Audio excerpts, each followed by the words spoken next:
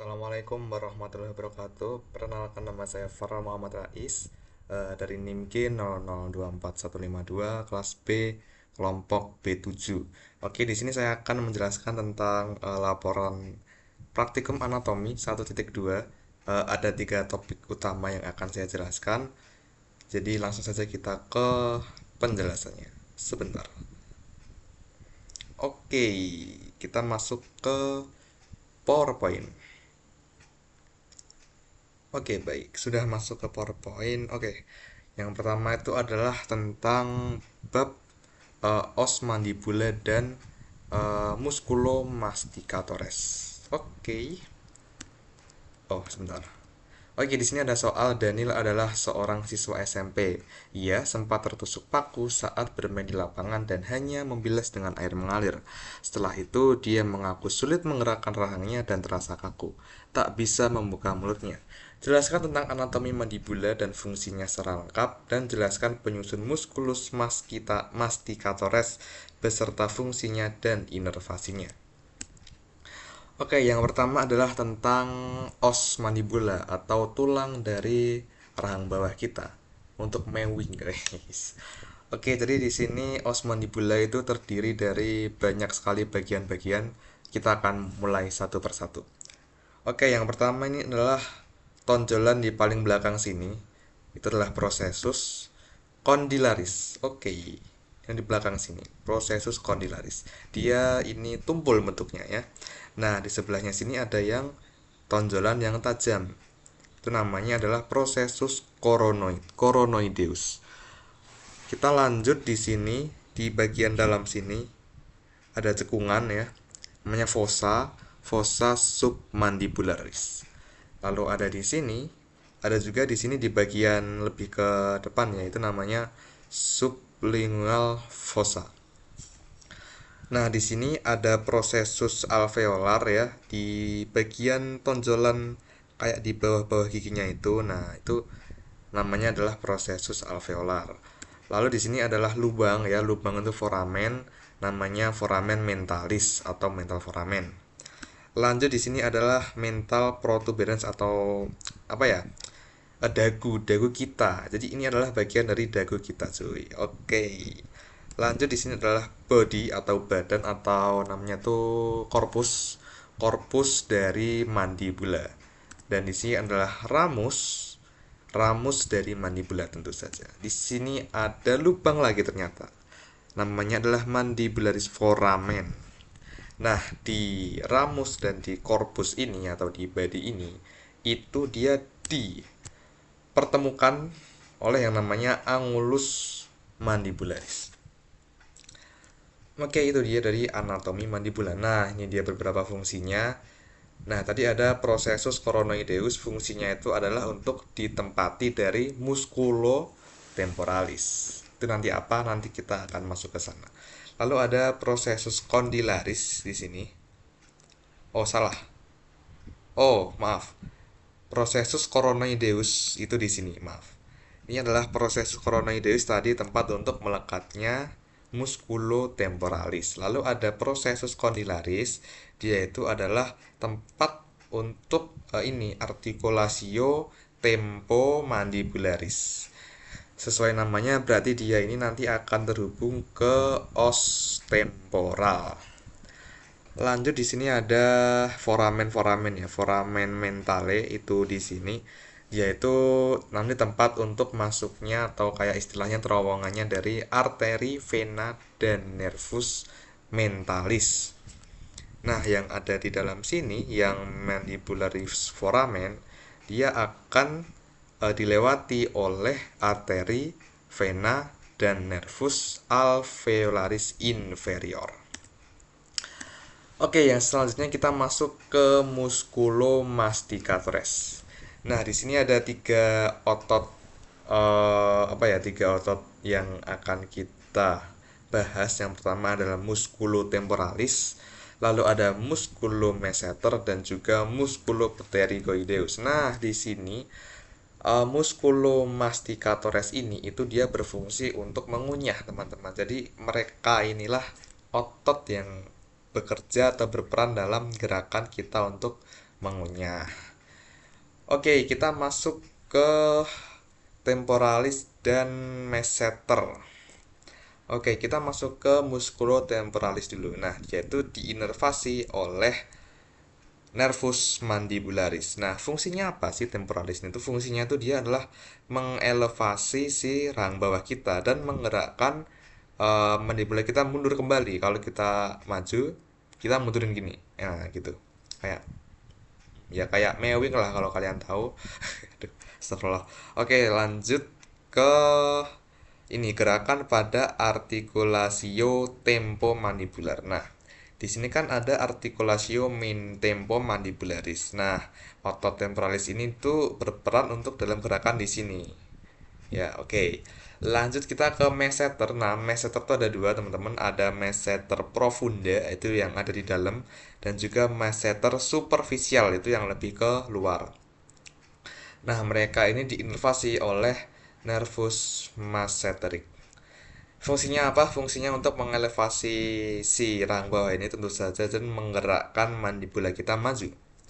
Nah, kalau yang masseter tuh maju, yang temporalis itu mundur kembali, teman-teman. Lanjut kita ke pterygoideus. Nah, dia letaknya lebih ini ya, lebih lebih ke dalam lagi. Dia dibagi dua juga, ada yang medial ya, itu lebih ke arah tengah ke tubuh kita, dan juga yang lateral, yaitu lebih ke keluar dari tubuh kita. Nah, mereka berdua diinervasi oleh nervus trigeminal. Fungsinya apa? Fungsinya itu mereka yang lateral dulu, yaitu untuk gerakan mengunyah dan menggigit. Lalu untuk yang medial, yaitu untuk elevasi dan rotasi mandibula. Eh, Dia juga berkaitan dengan ini, sendi atau articulatio tempomandibularis. Mortui vivos dosen. Oke, untuk yang topik 1 sudah selesai, kita akan lanjut ke topik yang kedua tentang regio antebrachii dan regio manus. Apa itu ya? Antebrachii itu adalah lengan bagian bawah, manus adalah jari. Oke, lanjut.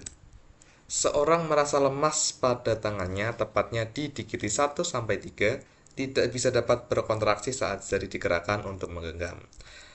Jelaskan inervasi yang ada di muskulo, di regio antebrachii dan manus, dan anatomi pada muskulo antebrachii dan kinesiologisnya. Oke, kita masuk ke antebrachii dulu. Nah, di antebrachii ini secara garis besar itu dibagi dua, teman-teman. Ada anterior dan posterior. Nah, kinesiologinya, kalau yang anterior ya, yang bagian depan itu dia untuk fleksi, flexor. Fleksi untuk apa? Fleksi dari manus. Nah, kalau yang posterior itu untuk ekstensi dari si manus. Kita masuk ke yang flexor dulu atau ke anterior di sini ya. Nah, itu dibagi dua lagi, ada layer superficial yang lebih permukaan, dan juga ada profundus atau deep layer, layer yang lebih dalam. Kita masuk ke superficial dulu. Di sini ada otot ya, banyak sekali. Ada yang pertama adalah pronator teres muscle ya, di sini. Lalu ada flexor carpi ulnaris muscle di sini, dan juga palmaris longus muscle. Lalu ada carpi radialis flexor, dan juga ada flexor digitorium. Nah, kalau kelihatan di sini flexor digitorium dia tuh nyambung ke jari-jari. Oke, lanjut di sini ada flexor digitorium profunda, dia yang lebih dalam lagi. Terus ada flexor pollic longus. Kalau pollic itu jempol, berarti dia nanti nyambungnya ke pollux atau jempol. Lalu ada pronator quadratus muscle. Quadra 4, berarti dia akan berperan dalam 4 jari ini. Inervasinya ya, yang profundus, yang bagian dalam itu dari nervus interoseneus anterior. Dia itu adalah cabang dari nervus medianus. Nah, kecuali untuk yang flexor digitorium profundus, dia itu diinervasi oleh nervus ulnaris. Kalau yang superficial di sini ada nervus medianus, Dan juga nervus ulnaris itu khusus untuk yang flexor carpi ulnaris ini. Oke. Lanjut kita yang ke bagian posterior atau ekstensor dari manus. Oke, di sini sama ya, dia dibagi dua, ada profundus dan superficial. Kita masuk yang profundus dulu yang lebih dalam. Di sini ada supinator ya. Berarti dia yang berperan dalam supinasi. Lalu ada extensor pollicis longus muscle, ada musculo abductor pollicis longus, ada musculo extensor pollicis brevis dan juga ini musculo extensor indicis. Oke. Nah, ini itu diinervasi oleh nervus radialis. Lanjut yang superficial, yang lebih permukaan. Di sini ada extensor carpi radialis yang longus, di sini ada extensor carpi ulnaris, dan di sini ada extensor digitorium.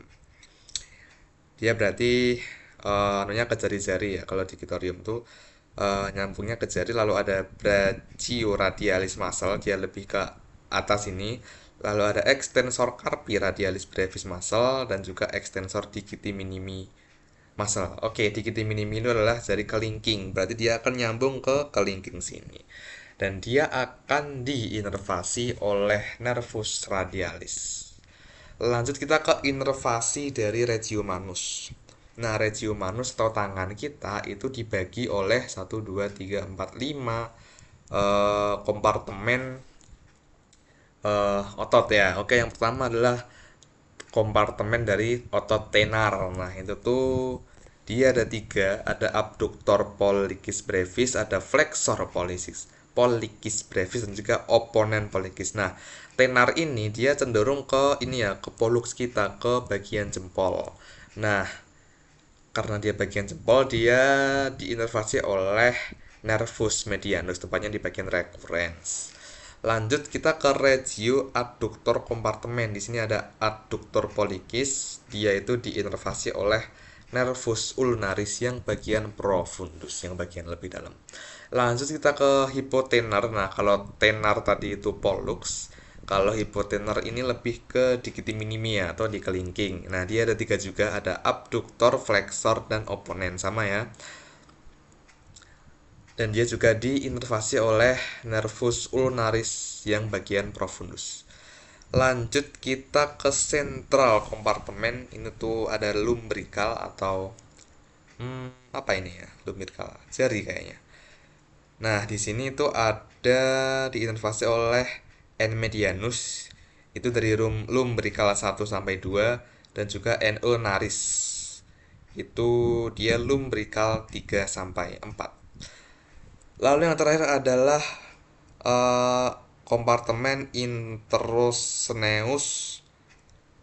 Ya, kompartemen introsneus. Dia ada di bagian sini ya, di lebih ke telapak. Iya. Dan dia itu diinervasi oleh nervus ulnaris. Ini untuk lebih detailnya, untuk otot-otot yang berperan dalam regio manus. Oke, mertui vivos dosen, terima kasih.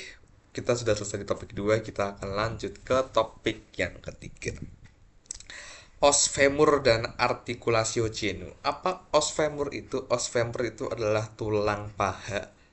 Ini kenapa 1.3 ya? Harusnya 1.2 nih, maaf nih. Dan artikulasio genu itu adalah sendi lutut kita. Makanya di sini gambarnya Lord Anthony di sini sedang berperan ya, ini paha dan juga lututnya. Oke, seorang pria berusia 23 tahun mengalami cedera lutut saat bermain futsal. Ia merasakan bunyi krek dan lututnya terasa tidak stabil. Setelah kejadian, lututnya membengkak dan sulit digerakkan.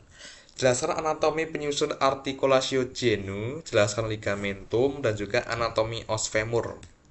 Kita ke artikulasio genu dulu. Nah, di artikulasio genu atau di sendi lutut kita, keni, itu tersusun atau tempat bertemunya dari beberapa tulang. Ada apa aja? Di sini ada femur atau paha kita, lalu ada patella. Patella itu apa? Patella itu kayak keping ya, keping lutut ya, tulang keping dari lutut. Lalu ada tibia. Tibia itu adalah tulang kering, itu tulang yang besar, dan juga ada fibula atau tulang betis kita. Lanjut, oke. Di sini kita masuk ke artikulasio yang ada di artikulasio genu. Maksudnya gimana tuh Bang? Nah, maksudnya di sendi lutut ini itu ternyata nggak cuma satu sendi doang. Di sini ada beberapa sendi. Nah, yang pertama ada patellofemoral joint atau sendi patellofemoral. Nah, kok namanya susah banget nih. Kita aja ini ada patella, ada femur. Berarti dia adalah sendi atau artikulasio yang menyambungkan femur dan juga uh, tibia. Sebentar. Waduh, aku salah ini PowerPoint-nya kebalik ya. Aduh, hai. Oke, oke, oke. Maaf, maaf. Oke. Jadi di sini tuh salah ya, teman-teman. Jadi di sini tuh yang atas tuh tibiofemoral, yang bawah tuh patellofemoral. Oke, maaf, maaf, maaf. Aduh, yang bikin ngantuk ini. Oke, jadi kita ke patellofemoral ya. Ini yang bawah yaitu femur dan juga patella. Nah, patella itu yang bagian posterior atau bagian yang belakangnya dan juga femur. Lanjut kita ke tibiofemoral joint. Nah, itu tuh dia menghubungkan antara femur dan juga tibia. Ingat namanya, tibia, femur, tibiofemoral. Oke, nah si femur ini dia tuh melekatnya itu di bagian lebih tepatnya di kondilus ini nih, yang gede-gede ini nih. Di kondilus lateral dan juga medial. Oke. Oke, kita lanjut ke ligamen. Nah, ligamen tuh ini ya, kayak serabut-serabut yang memperkuat artikulasio ini. Nah, secara garis besar itu dia dibagi dua, ada cruciate ligamen dan juga collateral ligamen. Nah, cruciate ligamen ini itu ada dua. Yang pertama ada anterior dan juga posterior. Nah, ini tuh kenapa namanya cruciate? Karena dia itu sering cedera di sini atau injury ya. Makanya nggak heran kalau banyak pemain atau atlet bola itu kayak wah injury itu cedera di bagian ligamen ini. Jadi ligamennya tuh robek teman-teman. Waduh. Nah, makanya namanya krusial ya. Oke, oke. Di sini ya ada anterior kelihatan dan juga di posterior itu lebih di belakang. Lanjut ke kolateral ligamen, seperti namanya lateral jadi samping. Ada yang lateral ya ke arah luar dari tubuh kita, yang ini dan juga yang medial. Ini tuh di antara tubuh kita di bagian dalam. Oke, lanjut ligamen sudah, kita ke anatomi dari os femur. Nah, secara garis besar, os femur itu tuh dibagi menjadi tiga regio atau tiga bagian, apa ya, kompartemen atau ya sebagian lah. Itu ada yang namanya epifisis, dia itu yang ujung ya, yang ada kepala-kepalanya ini. Nah, dia itu ada yang proksimal, itu yang di atas, tentu yang lebih dekat ke tubuh kita, dan juga ada yang distal, itu yang di bawah. Nah, yang proksimal ini nanti itu berseni dengan apa ya, koksae. Kalau yang distal dia akan berseni dengan regio pluris kita, itu ada di tibia fibula. Itu membentuk tadi artikulasio genu yang udah kita bahas sebelumnya. Lalu ada diapisis, itu adalah batang dari os femur ini. Kita mulai dari epifisis proximal dulu. Di sini ada kaput dari fovea. Nah, kaput fovea, maaf. Nah, ini yang paling menonjol. Lalu ada kepala ya, kepala atau head dari os femur ini. Lalu ada ini namanya neck atau bahasa anatominya apa ya? Aku lupa. Neck itu atau leher dari bagian dari os femur ini. Lanjut kita ke ini ada greater trochanter ini ya, bagian ujung ini yang menonjol ini. Lalu ada lesser trochanter, dia di bagian lebih bawah yang menonjol di sini. Nah, di os femur itu tuh ada kayak semacam garis. Kayak ya kalau dilihat tuh ada kayak sekilas garis gitu. Nah, namanya apa? Namanya adalah linea aspera. Nah, di bagian sini kita masuk ke hampir ke epifisis distal. Di sini ada medial dan lateral supracondylar lines. Ini ya, yang dia kayak dua di sini, satu, dua. Oke, kita masuk ke epifisis. Nah, di sini ada ke kondylaris dulu deh, kondyle dulu, kondil. Nah, yang dia itu melekat, membentuk sendi lutut yang em, apa ya tadi namanya, femuropatella joint di sini ya. Ini nih yang menonjol ini nih. Itu ada yang lateral dan juga ada yang medial. Oke, lalu ada namanya epikondil, itu yang bagian sebelum di kondilnya ini. Sama juga ada lateral epikondil, dia juga di sebelum kondilnya ini. Oke, mortui vivos dosen, itu saja untuk laporan anatomi 1.2 blok muskuloskeletal. Saya Farah Muhammad Rais dengan NIM G00245152 mengucapkan terima kasih. Mohon maaf apabila ada kesalahan. Sebentar saya dulu. Nah, mohon maaf apabila saya ada kesalahan. Semoga video ini bermanfaat untuk kita semua. Dadah.